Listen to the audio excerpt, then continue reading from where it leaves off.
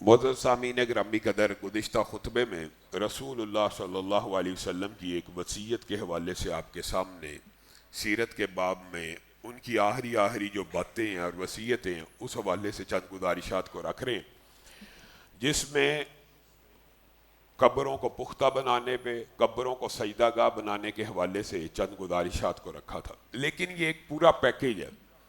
اگر قبر کے اوپر سجدہ حرام ہے تو اس سے مراد رسول اللہ صلی اللہ علیہ وسلم کی وہ اول تبلیغ ہے جس کی ابتدا رسول اللہ صلی اللہ علیہ وسلم نے وَإِلَٰهُكُمْ إِلَٰهٌ واحد کہہ کے کی تھی کہ عبادت کے جتنے بھی افعال ہوں گے، عبادت کے جتنے بھی اعمال ہوں گے وہ ایک اللہ کے لیے ہوں گے۔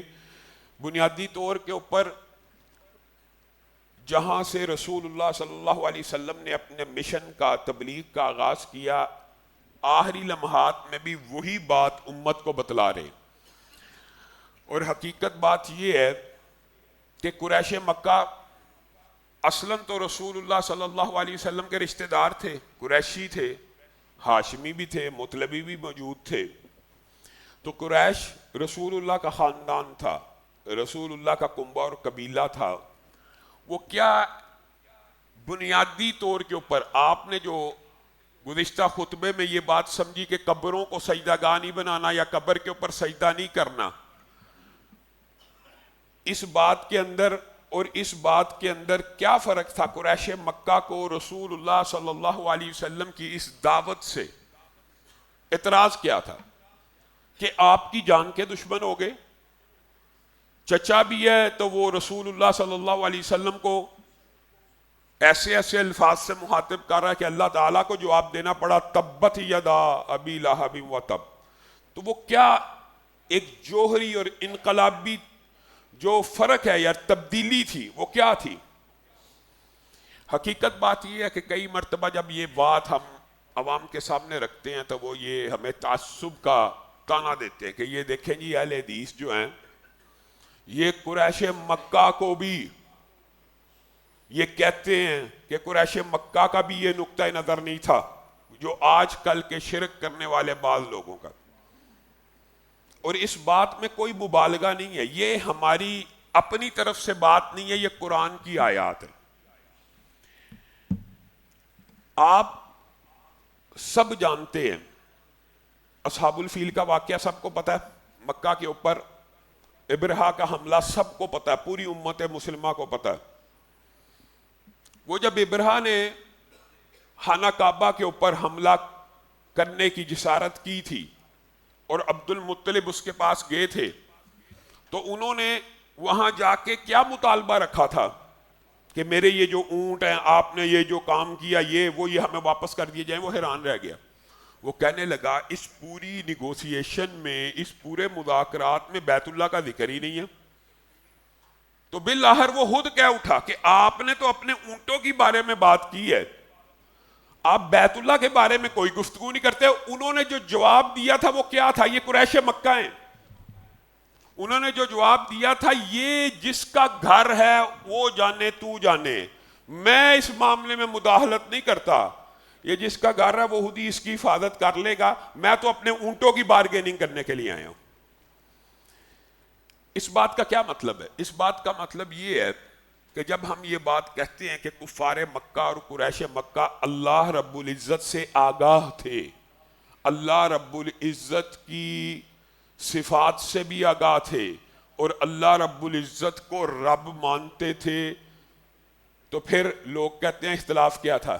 یہی آپ کو سمجھانے کی ضرورت ہے اور یہی آپ کو سمجھنے کی ضرورت ہے۔ یہ رسول اللہ کی جو آخری وصیت ہے، ادھر سے لے کے ابتدائی نصیحت تک دین ایک ہے۔ بیت اللہ، کعبۃ اللہ، قریش مکہ کے دور میں اس کا نام تھا۔ رسول اللہ کے والد کا کیا نام تھا؟ کیا نام تھا؟ آپ تو کہتے ہیں قریش مکہ اللہ کو جانتے ہی نہیں تھے، تو نام کیا رکھا ہوا ہے؟ عبداللہ، بیت اللہ، کعبۃ اللہ۔ اجعلتم سقایۃ الحاج، حج کو بھی جانتے تھے۔ بیت اللہ کی تعمیر کی باری آئی تو آپس میں عہد کیا کہ یہ جس رب کا گھر ہے نا، اس کے اندر حرام کا ایک پیسہ بھی نہیں لگنا چاہیے. آپس میں معاہدہ. آپ کہتے ہیں وہ جانتے نہیں تھے. اور جب پیسے اکٹھے کیے تو پوری عمارت کی تعمیر کے حلال پیسے اکٹھے نہ ہو سکے، حتیم کو باہر رکھ دیا. یہ آج جو چورس آپ کو تقریباً بیت اللہ نظر آتا ہے، خانہ کعبہ جس کو ہم کہتے ہیں، جس کے اوپر چادر غلاف کعبہ چڑھایا جاتا ہے،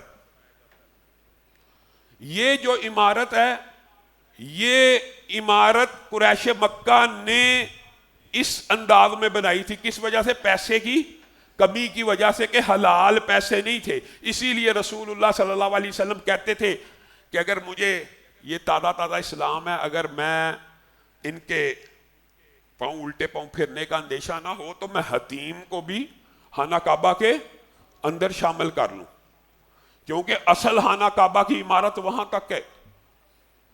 آپ کہتے ہیں یہ جانتے نہیں تھے. لات، منات اور یہ جو لوگ تھے، یہ حاجیوں کو ستو گول کے پلایا کرتے تھے، ستو گول کے پلایا کرتے تھے. اس گھر کا طواف ہوتا تھا کہ نہیں تھا ہوتا؟ صفا مروہ موجود تھی کہ نہیں تھی موجود؟ اس کا حج ہوتا تھا کہ نہیں تھا ہوتا؟ تو یہ کہنا کہ قریش مکہ اللہ کو جانتے ہی نہیں تھے اور اصل میں ان کا اللہ کے ساتھ کوئی تعارف نہیں تھا، رسول اللہ صلی اللہ علیہ وسلم نے تعارف کروایا تھا، یہ وجہ اختلاف تھی اور یہ وجہ نزاع تھی. یہ بات درست نہیں ہے. یہ میں واللہ العظیم کسی مسلک کو، مکتب کو تانا نہیں دینا چاہتا. یہ صرف یہاں کے لوگوں نے اس لیے کہا کہ ہم ذرا فرق کریں، لیکن آپ نے غور کرنا، تان و تشنیع پھر بھی نہیں ہے. یہ بات اللہ رب العزت نے رسول اللہ کو قرآن پاک میں 20 سے زائد مقامات پہ حکم دیا کہ آپ پیارے نبی صلی اللہ علیہ وسلم قریش مکہ سے پوچھئے، آپ قریش مکہ سے پوچھئے، آپ قریش مکہ سے پوچھئے. کیا پوچھوں؟ قل لمن الارض ومن فیہا. اللہ کہہ رہا پوچھئے، قریش مکہ سے پوچھ لیجئے، قل لمن الارض ومن فیہا، زمین و آسمان کی بادشاہی کس کی ہے؟ قل من رب السماوات السبع ورب العرش العظیم قل امن یملک السمع والابصار. پوچھئے پیارے نبی، ان سے پوچھئے مردوں کو زندہ کون کرتا ہے، زندوں کو کون مارتا ہے. کس سے پوچھئے؟ قریش مکہ سے. قل من رب السماوات السبع ورب العرش العظیم، ان سے پوچھئے 7 آسمانوں کا رب کون ہے اور عرش عظیم کا رب کون ہے. اللہ تعالیٰ کہتا ہے سَيَقُولُونَ لِلَّهِ، ہر قریشی کہے گا اللہ ہی ہے.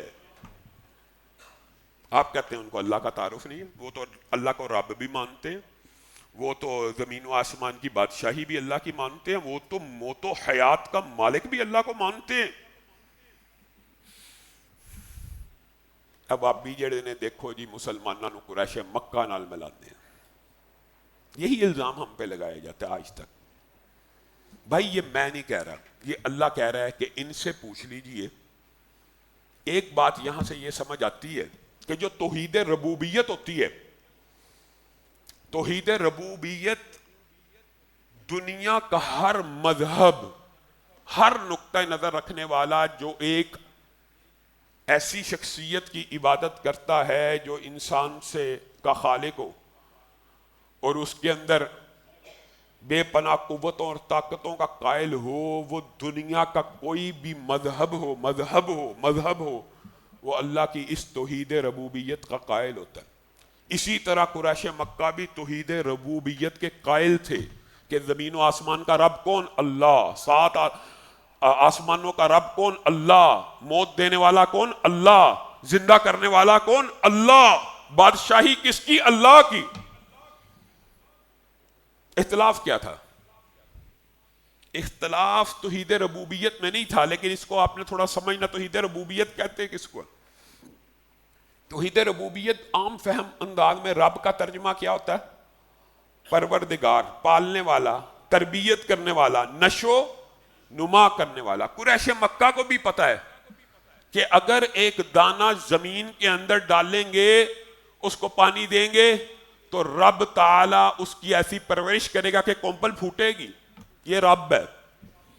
میں ناخن کاٹوں گا, میں بال کاٹوں گا, میں مسلمان ہوں تب بھی, میں مسیحی ہوں تب بھی, میں کسی اور مسلک سے تعلق رکھتا ہوں تب بھی, کسی اور مذہب سے تعلق رکھتا ہوں تب بھی, میں بال کاٹوں گا, میں ناخن کاٹوں گا تو خود بخود بڑھ جائیں گے. بچے کا قد چھوٹی عمر میں چھوٹا ہوگا, جیسے جیسے عمر بڑھتی جائے گی اس کا قد بڑھتا چلا جائے گا. یہ دنیا کے تمام مذاہب اس بات کے قائل ہیں یہ توحید ربوبیت, یہ رب ہے, یہ رب تعالیٰ کی وجہ سے ہے. یہ ناخن بڑھ رہا ہے, کون نشو نما کر رہا ہے اس ناخن کی؟ یہ بال جو خود بہت بڑھے ہیں کون نشو نما کر رہا ہے؟ حتیٰ کہ ہر مذہب دنیا کے اندر اس بات کا قائل ہے کہ مرغی کے انڈے سے کبھی بطخ کا بچہ نہیں نکل سکتا, بطخ کے انڈے سے کبھی مرغی کا بچہ نہیں نکل سکتا. یہ توحید ربوبیت ہے. توحید ربوبیت کے یہ کفار مکہ بھی قائل تھے. اختلاف کیا تھا؟ جب رسول اللہ صلی اللہ علیہ وسلم کا لا الہ الا اللہ, اور قرآن پاک میں اس کلمے کو اس انداز میں بھی, یہ لا الہ کے ذریعے بھی بیان کیا اور اس انداز میں بھی بیان کیا, وَإِلَٰهُكُمْ إِلَٰهٌ وَاحِدٌ, تم سب کا معبود ایک ہے. معبود جب کسی ایک کو مان لیا جائے تو اس کی ٹرانسلیشن یہ ہوتی ہے کہ اب عبادت کے جتنے اعمال ہیں, جتنے افعال ہیں, صرف اس ایک ذات کے لیے خالص ہونے چاہیے. اجعل الآلہۃ الہا واحدا ان ھذا لشیء عجاب. اختلاف یہ تھا. پیارے محمد صلی اللہ علیہ وسلم آپ نے ہمارے الہوں کی نفی کر دی, رب کی نفی کی بات نہیں ہو رہی, ہمارے معبودان کی نفی کر دی. بارش برسانے والا تو ہم نے فلاں رکھا ہوا ہے, اولادیں دینے والا تو اس کے ذریعے مانگتے, بگڑی بنانے والا تو وہ ہے, پیسے دینے والا تو وہ ہے, مختلف.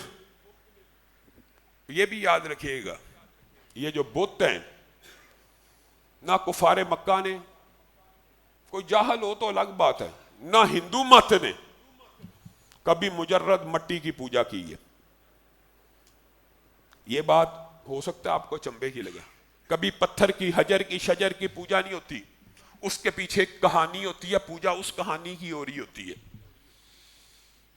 رام کا اگر بت ہے, لات کا اگر بت ہے, منات کا اگر بت ہے, تو یہ تمثیلیں ہیں ان کے ہاں نیک لوگوں کی. رام ایک شخصیت ہے جس کا بت بنایا ہوا, اس بت کی پوجا نہیں ہو رہی, اس شخصیت کو پوجا جا رہا ہے. اسی طرح لات, منات, عزا, یہ جو شخصیات ہیں ان کی پرستش ہو رہی ہے. اور دکھ اس بات کا ہوتا ہے جب ہم قرآن پاک کی آیت پیش کرتے ہیں والذین اتخذوا من دونہ اولیاء, جب بھی اللہ کے علاوہ عبادت ہوتی ہے کسی غیر کی عبادت, تو وہ کہتے ہیں ما نعبدہم, ہم ان کی عبادت تو کر ہی نہیں رہے, یہ مولوی جھوٹ بولتا ہے, یہ اہل حدیث جھوٹ بولتے ہیں. اللہ کچھ اور کہہ رہا ہے اور آج کا معاشرہ کچھ اور کہے گا آپ کو. یہ جی اہل حدیث جھوٹ بولتے ہیں, ہم ان کی عبادت کرتے ہی نہیں, اللہ بھی یہی کہہ رہا ہے. وہ کہیں گے ما نعبدہم الا لیقربونا الی اللہ زلفا, ہم ان کے ذریعے اللہ کا قرب تلاش کرتے ہیں, ان کی عبادت تھوڑی کرتے ہیں. یہ تو ہمیں اللہ کے قریب کرنے کے ذریعے ہیں. وَيَعْبُدُونَ مِن دُونِ اللَّهِ مَا لَا يَضُرُّهُمْ وَلَا يَنْفَعُهُمْ. اٹھائیے سورہ یونس 18 نمبر آیت. يَقُولُونَ هَؤُلَاءِ شُفَعَاؤُنَا عِندَ اللَّهِ. یہ میں کہہ رہا ہوں مولوی, اللہ کہہ رہا ہے یہ جن لوگوں کی عبادت کرتے ہیں, جن چیزوں کی عبادت کرتے ہیں وہ انہیں نفع اور نقصان بھی نہیں پہنچا سکتی, اور کہتے یہ ہیں ہؤلاء شفعاؤنا عند اللہ, ہم ان کی عبادت تھوڑی کر رہے ہیں, یہ تو ہمارے سفارشی ہیں. گویا یہ سفارش ڈالنا غیر اللہ کی, اللہ کہہ رہا ہے سبحانہ وتعالی عما یشرکون. اس شرک سے بھی بعد آ جاؤ, یہ جو وسیلے کا شرک ہے نا, اس سے بھی بعد آ جاؤ. لیکن میں اس سے بھی زیادہ دکھ کی ایک بات آپ کے سامنے رکھنا چاہتا ہوں. اللہ تعالیٰ نے قریش مکہ کی توحید ربوبیت کو قرآن پاک میں بے شمار آیات میں بیان کیا، اور 20 سے زائد مرتبہ رسول اللہ کو حکم دیا آپ پوچھ لیجئے میری توحید ربوبیت کے حوالے سے. جب اللہ تعالیٰ یہ مقدمہ قرآن میں رکھتے ہیں کہ پوچھ لیجئے رب کون ہے، بار بار یہ مقدمہ ہے نا، تو وہ کہیں گے اللہ. تو اللہ اگلا مقدمہ یہ رکھتا ہے پھر جو رب ہے اس کی عبادت کیوں نہیں؟ یعنی رب تو مانتے ہو، معبود نہیں مانتے، ایک الہ نہیں مانتے کہ عبادت بھی ایک ہی کی ہونی چاہیے. اگر رب ایک ہے تو اسی ہی کی عبادت کیوں نہیں؟ پھر 360 کیوں رکھے ہوئے ہیں؟ یہ مقدمہ جب رسول اللہ صلی اللہ علیہ وسلم نے کفار مکہ اور قریش مکہ کے سامنے رکھا تو تلواروں کو انہوں نے بے نیام کر لیا. خبردار گستاخ. سمجھیں بات؟ آج بھی دیکھیے، غور کیجیے. علی حجویری رحمہ اللہ کا بڑا مقام ہے، اللہ کے لیے ان کو داتا مت کو، خبردار گستاخ. دینے والا ایک اللہ ہے، گنج بخش فیض عالم ہے فقط ذات خدا. یہ کہو گے گستاخ. آپ صرف ایک واقعہ اپنے ذہن میں لے کے آئیے، تان و تشنیع نہیں ہے، صرف ابلاغ کرنا مقصود ہے، کیونکہ یہ رسول اللہ کی وصیت ہے، یہی دین ہے. رسول اللہ ابتدا بھی اسی سے کر رہے ہیں اور انتہا بھی زندگی کی انہی جملوں پہ کر رہے ہیں. اکرمہ بن ابی جہل جب بھاگتے ہوئے کشتی میں پہنچے نا، عجیب واقعہ ہوا، آپ کو علم میں ہوگا، صرف دہراتے ہیں. کشتی گرداب میں پھنس گئی. قریش مکہ نے لات منات عزا کے واسطے دینے شروع کیے. ملا بھی قریشی تھا، کافر تھا، ملا بھی ہنسنا شروع ہو گیا. کہا یہ سمندر ہے، یہ جو زمین کے بت ہے نا، یہ سمندروں میں کام نہیں آتے، یہاں کام آتا ہے تو ایک اللہ آتا ہے. اللہ تعالیٰ نے ان کا یہ انداز قرآن پاک میں نقل کر دیا قریش مکہ کا. فَإِذَا رَقِبُوا فِي الْفُلْكِ دَعَوُا اللَّهَ مُخْلِصِينَ لَهُ الدِّينَ. جب قریش مکہ محمد صلی اللہ علیہ وسلم کشتیوں میں سوار ہوتے ہیں نا، پھر توحید ربوبیت سے اگلی سٹیپ پہ پہنچ جاتے ہیں. اللہ تعالیٰ رسول اللہ کو بیان کر رہے ہیں، کیونکہ رسول اللہ صلی اللہ علیہ وسلم کو اللہ تعالیٰ بتا رہا ہے کہ جب ان کی کشتی گرداب میں پھنس جاتی ہے نا سمندروں میں، فَإِذَا رَقِبُوا فِي الْفُلْكِ، جب یہ بحری بیڑوں پہ سوار ہو جاتے ہیں نا سمندروں کے اندر، اور ان کی کشتی پھنس جائے تو کہتے ہیں دعوا اللہ مخلصین لہ الدین. اسی وقت اکیلے اللہ کو پکارتے ہیں اور اپنا دین بھی خالص، اللہ اکبر، اپنا دین بھی خالص اللہ والا بنا لیتے ہیں کہ تو ہی رب ہے، تو ہی معبود ہے، تو ہی مشکل کشا ہے، تو ہی حاجت روا ہے، تو ہی یہاں سے نکالے گا. جب یہ کشتیوں میں بیٹھتے ہیں، فَلَمَّا نَجَّاهُمْ إِلَى الْبَرِّ إِذَا هُمْ یشرکون. لیکن پیارے محمد صلی اللہ علیہ وسلم دیکھیے کیسا عقل کے اوپر پردہ ہے. جب زمین پہ پھر امن میں آ جاتے ہیں، پھر وہ چھوٹے چھوٹے جو معبود ہیں ان کو میرے سامنے بطور وسیلہ پیش کرنا شروع کر دیتے ہیں. فلاں دی وجہ تو معاف کر دے. اللہ ڈائریکٹ نہیں معاف کر رہا، فلاں کی وجہ سے معاف کر دے، فلاں کی وجہ سے، لات کے واسطے، منات کے واسطے، لات اللہ کو یہ کہہ دے، منات اللہ کو یہ کہہ دے. اکرمہ بن ابی جہل نے جب ملا کی یہ بات سنی کہ یہاں پہ ایک اللہ ہی کام آتا ہے، وہ جو ساری زندگی کی سٹرگل سوچے ایک لمحہ زندگی میں ایسا آ جاتا ہے. اکرمہ بن ابی جہل کے والد ابو جہل ساری زندگی رسول اللہ کو تکلیفیں دی. وہ پوری زندگی اپنے باپ کی بھی سامنے آئی، اپنا طرز عمل بھی سامنے آیا کہ میں نے تلواروں کو بے نیام کس لیے کیا تھا. اگر سمندروں میں پہنچ کے اس اللہ کو پکارنا جس کی طرف محمد صلی اللہ علیہ وسلم بلاتے تھے تو خشکی کے اوپر اس کو کیوں نہ پکارا جائے. ہائے افسوس میری عقل کے اوپر. اکرمہ کہہ رہے ہیں، اسلام کی قبولیت کا واقعہ خود بیان کرتے ہیں کہ اچانک ذہن میں یہ خیال آ گیا اگر سمندروں کا مالک اللہ ہے تو خشکیوں کا مالک اللہ کیوں نہیں ہو سکتا. خشکیوں میں کیوں اس نے اپنے نائب بنانے ہیں، خشکیوں میں کیوں کسی اور کی عبادت کرنی ہے. اگر سمندر میں کشتی پھنس جاتی ہے تو یہ قریشی بھی اللہ کو پکارتا ہے، افسوس میں کس کے لیے لڑتا رہا. اسی وقت پلٹے، اسلام کو دل سے اسی ٹائم قبول کیا، رسول اللہ کی بارگاہ میں پیش ہو کے کلمہ پڑھ لیا. کس نے؟ اکرمہ بن ابی جہل، ابو جہل کے بیٹے اکرمہ نے.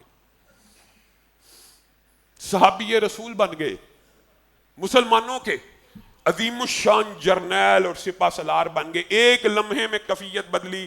اللہ کی قسم تانا دینا مقصود نہیں ہے، لیکن آپ نے غور کرنا ہے، غور کرنا ہے. اللہ تعالیٰ قریش مکہ کی حالت قرآن پاک میں یہ بیان کر رہے ہیں، جب گرداب میں کشتی پھنس جائے اللہ کو پکارتے ہیں. اور ہمارے یہاں پہ کلمہ گو مسلمان جو ہمیں ہر وقت تانے دیتا ہے، بابی سب نو مشرک بنا دے جاندے نے، اہل حدیث ہمیں مشرک کہتے ہیں. اس کا عقیدہ کیا ہے؟ جب گرداب میں پھنستی ہے کشتی تب بچاتا ہے معین الدین چشتی.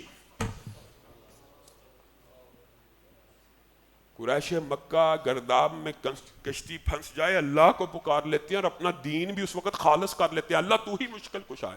ہمارے یہاں کا مسلمان کہتا ہے جب گرداب میں پھنستی ہے کشتی تب بچاتا ہے معین الدین چشتی. بتائیے کیا کہیں؟ کچھ کہیں گے تو پھر الزام ہمارے اوپر. آپ اپنی اداؤں پہ غور کریں، آپ غور کریں یہ کیا ہے؟ عبادت کا چھوٹے سے چھوٹا فعل، ذکر ہو، روزہ ہو، حج ہو، نظر ہو، نیاز ہو، دعا ہو، یہ ساری کس کے لیے ہونی چاہیے؟ اور اسی لیے رسول اللہ صلی اللہ علیہ وسلم نے کہا تھا اللہ کی قسم، صحیح احادیث ہیں، صحیح احادیث ہیں، یہ ایک سجدہ جسے تو گراں سمجھتا ہے 1000 سجدوں سے دیتا ہے آدمی کو نجات. وہ سجدہ کیا ہے؟ لا الہ الا اللہ. دل سے بندہ کہے رضیت باللہ ربا اور کہے لا الہ الا اللہ. اللہ گردن کٹ تو سکتی ہے، غیر اللہ کے سامنے جھک. رسول اللہ صلی اللہ علیہ وسلم نے کہا تھا اللہ کی قسم، ایک حدیث نہیں ہے متعدد احادیث ہیں، کل قیامت کے دن اس شخص کو بھی جنت میں ڈال دیا جائے گا جس کا عقیدہ یہ ہوگا لا الہ الا اللہ، چاہے وہ زمین سے لے کے آسمان تک گناہوں کو لے کے آئے، اللہ تعالیٰ اس کی اس توحید کی وجہ سے اسے معاف کر دے گا. حدیث ہم بھول گئے. تجھے پتہ ہے معاذ بندوں کے اوپر اللہ کا کیا حق ہے اور اللہ کا بندوں پہ کیا حق ہے؟ اس کا خلاصہ یہی ہے کہ جو بندہ حقیقت میں دل سے لا الہ الا اللہ کہہ دے اور پھر پوری زندگی اس کے اوپر جم جائے، ڈٹ کے کھڑا ہو جائے، اللہ کے اوپر لازم ہے اس بندے کو جنت میں داخل کر دے. اختلاف کیا ہے؟ یہی اختلاف تھا رسول اللہ صلی اللہ علیہ وسلم کا قریش مکہ سے. رب مانتے تھے. آج کا مسلمان بھی رب مانتا ہے، اور آج کا مسلمان نہیں، دنیا کے جتنے مذاہب ہیں، دنیا کے جتنے مذاہب ہیں وہ رب کو رب مانتے ہیں، الہ نہیں مانتے. ایک الہ بھی جزوی اعتبار سے ہے ہر مذہب میں. ایک جو سب سے بڑی شخصیت اللہ کی ہے اس کی عبادت بھی کرتے ہیں، لیکن اس کی عبادت کے ساتھ شریک بھی ٹھہرا لیتے جو اللہ رب العزت کو قابل قبول نہیں ہے. یہ انسان کی فطرت ہے، یہ ودیت میں ہے. آپ کو کیا پتا توحید کے حوالے سے یہ جو فطری ودیت ہے نا، اس کے بارے میں علماء نے بہت بہت لمبے مقالے لکھے. اس کا خلاصہ ایک جملے میں آپ کے سامنے رکھتا ہوں. بالفرض دنیا میں کچھ ایسے لوگ ہوں جن کو رسول اللہ صلی اللہ علیہ وسلم کی آمد کا پتہ نہ ہو، حقیقت میں نہ پتہ چلے، اب تو ابلاغ ہو چکا، حقیقت میں نہ پتہ ہو تو وہ مکلف نہیں ہے. لیکن دنیا کی جتنی انسانیت ہے، اگر اس تک کوئی مبلغ ایک اللہ کی توحید کا پیغام لے کے نہ بھی پہنچا ہو تو یہ انسان کی فطرت اور جبلت میں ہے کہ ایک خالق، ایک مالک، ایک رب کے علاوہ کسی غیر کے سامنے اپنے سر کو نہ جھکائے. اگر کوئی نہ بھی پہنچا ہو تو وہ اس چیز کا فائدہ نہیں اٹھا سکے گا کل قیامت کے دن کہ اللہ مجھے پتہ ہی نہیں تھا تیرے علاوہ کسی کی عبادت نہیں کرنی. یہ بلٹ ان ہے، یہ انسان کی فطرت میں اللہ نے ودیت کیا کہ انسان انسان کی عبادت کرنے کے لیے پیدا نہیں ہوا، ایک اللہ کی عبادت کرنے کے لیے پیدا ہوا. یہ فطرت میں ہے، اور اسی فطرت کو یوم الست بھی کہتے. آپ کو اور مجھے یاد تو نہیں نا کہ اللہ تعالیٰ نے ہمیں ہماری روحوں کو اکٹھا کیا تھا. بظاہر آپ کو وہ واقعہ یاد نہیں ہے، لیکن وہ ہماری فطرت کے اندر موجود ہے. تمہارا رب کون ہے؟ ایک اللہ. ہر روح نے جواب دیا تھا وہی روح ہمارے اندر ہے. یہ کیسے ممکن ہے؟ اب بات سمجھ رہے ہیں؟ رسالت کا ابلاغ نہ ہو تو کل قیامت کے دن عذر پیش کر سکتا ہے، لیکن توحید کا ابلاغ نہ بھی ہوا ہو شرک کی جسٹیفیکیشن نہیں پیش کر سکتا. ان اللہ لا یغفر ان یشرک بہ ویغفر ما دون ذلک لمن یشاء. کوئی ایک بندہ آگے کہ مجھے آج تک کسی نے بتایا ہی نہیں تھا جی اللہ کے علاوہ کسی کو سجدہ نہیں کرنا، اللہ تعالیٰ یہ عذر نہیں مانیں گے. بندہ پیش کر سکتا نا، مجھے کسی نے بتایا میں نے تو فلاں کو بھی سجدہ کیا، فلاں کو بھی. تیرے اندر اللہ نے یہ چیز ودیت کی ہے. ایک انسان خود غور عقل نہیں کرتا، یہ عقل دی گئی ہے. ہاتھ دیے، آنکھیں دی، دل دیا، پورا ایک سسٹم دیا، اور بندہ یہ سوچے یہ مجھے اس لیے پیدا کیا گیا کہ میں اپنے جیسے انسانوں کے سامنے جھک جاؤں، میں اپنے جیسے انسانوں کو سجدے کروں، میں اپنے جیسے انسانوں سے مانگوں. اور کچھ بیوقوف کم عقل ایسے ہیں انسانوں سے نہیں، اپنے سے کم تر جانوروں کے آگے جھک جاؤں، اپنے سے کم تر جانوروں سے مانگوں. نہیں تھا موسیٰ کی قوم نے بچڑے کو خدا بنا لیا، نہیں ہمارے معاشرے میں گھوڑے کو خدا ماننے والے، نہیں ہندوستان میں بندروں کی پوجا کرنے والے، ہاتھیوں کی پوجا کرنے والے. یہ انسان کی عقل فطرت کے خلاف ہے. کجا یہ کہ انسان اپنے جیسے انسان کو سجدہ کرے، اپنے سے حقیر اور تابع مخلوق کے سامنے جھک جاتے ہیں.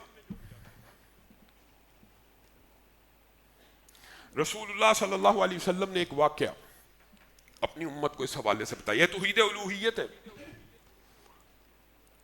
یہ جی وابیاں نو کی اعتراض ہے جی حسین دے نام دی نیاز ہے، ہمیں کیا اعتراض ہے؟ نیاز عبادت نہیں ہے؟ عبادت ہے نا، تو عبادت کس کے نام کی ہونی چاہیے؟ اللہ کے نام پہ کرو، اللہ کے نام پہ بانٹو، کوئی اعتراض نہیں ہے. حسین کی طرف سے بانٹ لو پھر بھی اعتراض نہیں ہے. پیر عبد القادر جیلانی کی طرف سے بانٹ لو پھر بھی اعتراض نہیں ہے. اگر ان کے نام پہ بانٹو گے تو اعتراض ہے. غیر اللہ کے نام پہ نیاز بھی نہیں دی جا سکتی، نظر بھی نہیں دی جا سکتی، قربانی تو بڑی دور کی بات ہے. وہ تو قرآن کی آیت ہے نا، قل ان صلاتی و نسوکی. لیکن آپ رسول اللہ صلی اللہ علیہ وسلم کے اس واقعے کی طرف توجہ کریں جو امت کو بتلا کے گئے. کیا پرانے دور میں ایک استھان ہوا کرتا تھا، ایسے ہی دربار کا ایگزیکٹ ٹرانسلیشن ہے، مزار ہوا کرتا. آپ استھان کے وہ کہ گئے دیکھو بھابیاں نے بت دا استانہ بھی مزار بنا لیا. اور بھائی ایک صنم خانہ ہوا کرتا تھا، یہی ترجمہ کر لو. حقیقت میں وہ بھی ایک نیک آدمی کی تمثیل کا استھان تھا. رسول اللہ صلی اللہ علیہ وسلم نے کہا وہاں سے جو بھی گزرتا تھا اس کے نام کی قربانی دیا کرتا تھا. ایک شخص گزرا، اس کے پاس قربانی دینے کے لیے کچھ بھی نہیں تھا، تو اس کے مجاور نے کہا، مجاور کہ یہ مکھی جو اڑ رہی ہے اس کو پکڑ اور اس بارگاہ پہ قربان کر، تبھی رستہ ملے گا، یہاں سے گزر گا، پرمٹ ہے، غیر اللہ کے نام پہ قربانی دے گا تو اجازت ملے گی. اس نے مکھی کو پکڑا، قربان کر دیا، گزر گیا. دوسرا ایک شخص آیا، اس سے بھی یہی مطالبہ کیا گیا. اس نے اس کو جواب میں کہا مکھی اس کے نام پہ قربان کر دوں؟ کہا جی ہاں. اس نے جواب دیا مفہوماً، مکھی کے اندر بھی کوئی دھڑکتا ہوا دل ہوگا، مکھی کے اندر بھی کوئی جان ہوگی، مکھی کے بھی تو دو پر ہیں، مکھی بھی تو مخلوق ہے، اور مخلوق کو مخلوق کے آستانے پہ کبھی قربان نہیں کیا جا سکتا. اس مجاور کو غصہ آیا، اس نے اس کی گردن کو تن سے جدا کر دیا. خبیث گستاخ ہے. رسول اللہ صلی اللہ علیہ وسلم نے فرمایا جس نے مکھی کو غیر اللہ کے نام پہ قربان کیا ارب سال گزر جائیں گے جہنم سے باہر نہیں آئے گا. اور یہ جو اللہ کے لیے ایک مکھی کو، صرف ایک مکھی مکھی کو غیر اللہ کے آستانے پہ قربان نہ کیا، کل قیامت کے دن اللہ تعالیٰ سیدھا اسے جنت الفردوس میں داخل فرما دے. آپ عقیدے کو چھوٹی بات سمجھتے ہیں، عمل سے قبل عقیدہ ہے. اگر عقیدہ درست نہیں ہے تو اعمال کیسے قبول ہوں گے؟ اعمال کی قبولیت کی شرط بھی عقیدے کا درست ہونا. اللہ رب العزت جو کہا گیا، جو سنا گیا، اس کو سمجھنے کی توفیق عنایت فرمائے. معزز سامعین گرامی قدر، گزشتہ ہفتے میں ایک کل رات اور ایک گزشتہ ہفتے میں دو نہایت اہم فیصلے ایسے ہوئے جن کے اوپر کمنٹ کرنا مطلوب اور مقصود ہے. سب سے پہلے سپریم کورٹ کے ایک جج ہیں جسٹس محسن اختر کیانی صاحب، انہوں نے ایک فیصلہ دیا. سپریم کورٹ کے جسٹس ہے، سپریم کورٹ کے، کوئی سول جج نہیں ہے یا سیشن کورٹ کا یا ہائی کورٹ کا جج نہیں ہے، سپریم کورٹ کا جج ہے.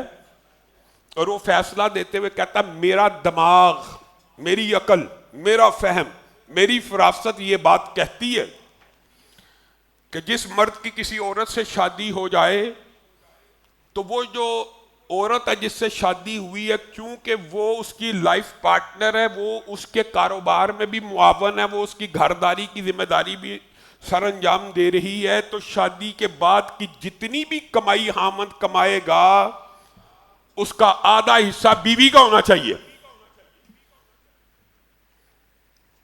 سب سے پہلی بات یہ ہے، نہایت ادب سے جسٹس محسن اختر کیانی صاحب، آپ کا دماغ، آپ کا فہم، آپ کی فراست دین بھی نہیں ہے، شریعت بھی نہیں ہے اور قانون بھی نہیں ہے. اگر آپ کسی چیز کو قانون بنانا چاہتے ہیں اسمبلی میں پیش کریں، اور اسمبلی کے اندر بھی پاکستان میں سپریم لا قرآن و سنت ہے. جسٹس محسن اختر کیانی صاحب نے سمجھا یہ معاملہ بھی شاید اجتہادی نوعیت کا ہے، شاید اتنا کم علم ہوتا ہے ان لوگوں کے پاس. اجتہاد ان نصوص پہ کیا جاتا ہے، ان احکامات کے اوپر کیا جاتا ہے جو غیر واضح ہوں، جن سے کوئی نتیجہ اخذ نہ کیا جا رہا ہو. جبکہ خاوند کی جائیداد میں بیوی کا جو حصہ ہے یہ مبہم آیتیں نہیں ہیں، یہ مبہم احکامات نہیں ہیں، یہ اللہ رب العزت نے اس قرآن پاک میں بطور وصیت یوصیکم اللہ، اللہ تعالیٰ نے بطور وصیت نازل کی ہیں کہ اگر تمہارا بچہ نہ ہو تو بیوی کا 1/4، اور اگر تمہاری اولاد ہو تم مر جاؤ تو بیوی کا 1/8. یہ حصہ کس نے طے کیا ہے؟ یہ وصیت کس نے کی ہے؟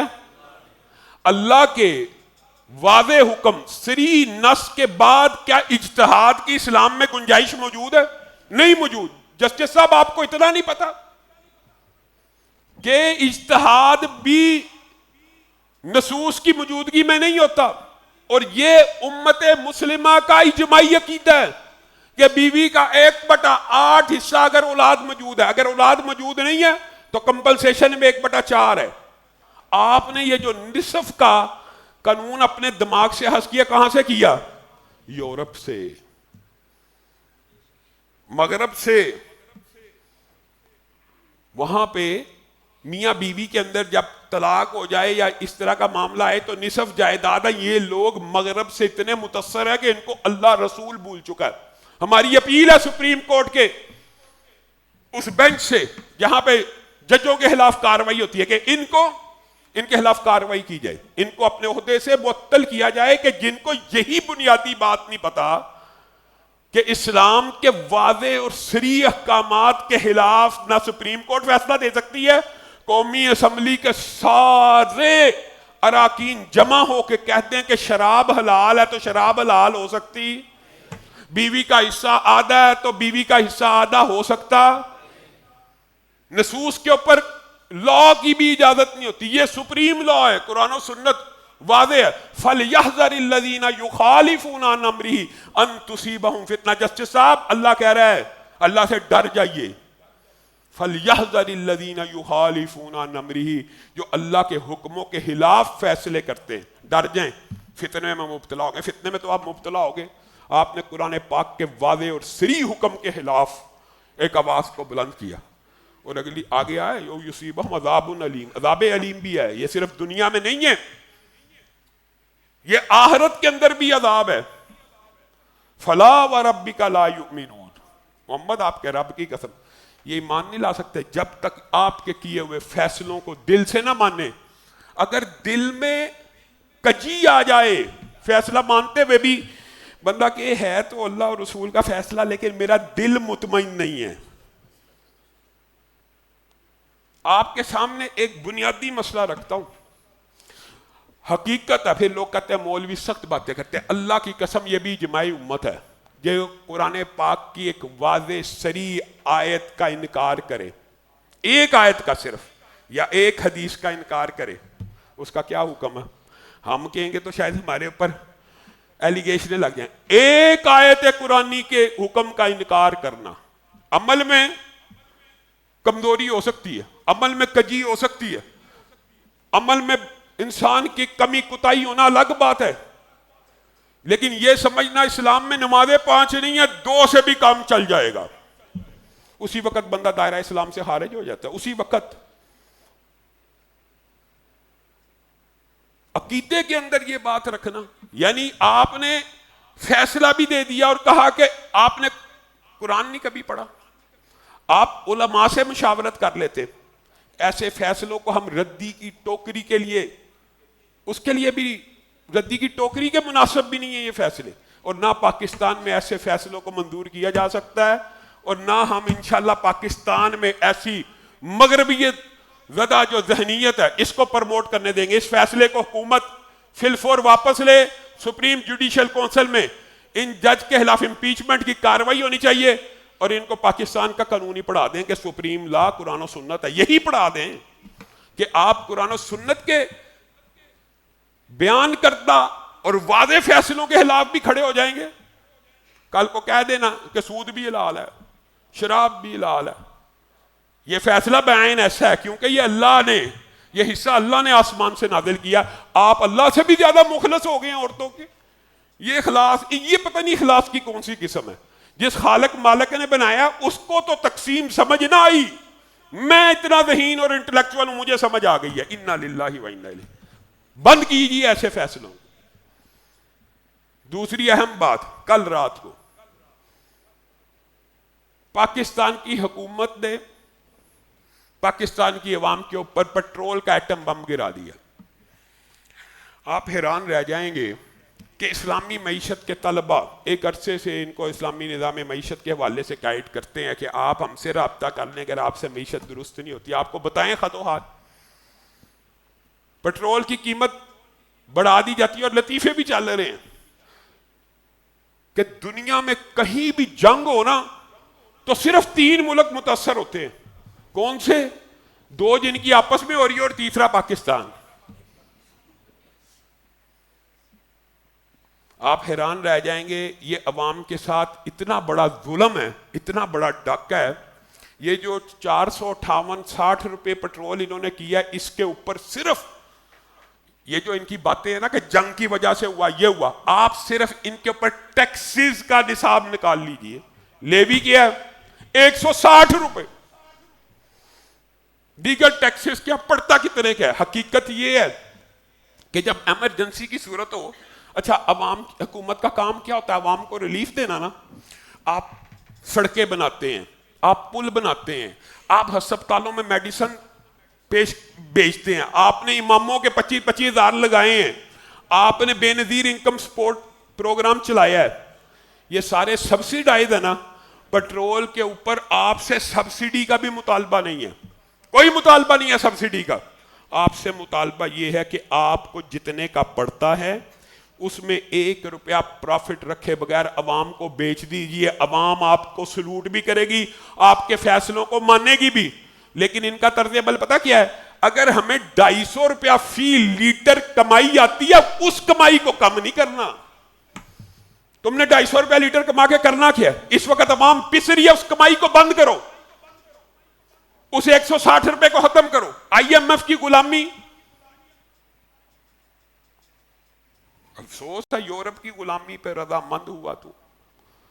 مجھ کو تو گلا تجھ سے ہے، یورپ سے نہیں ہے. مغرب کی غلامی، آئی ایم ایف کی غلامی جس نے اس کے ساتھ معاہدہ ہے، پیسہ آپ کی جیب میں جانا معاہدہ اس کے ساتھ ہے.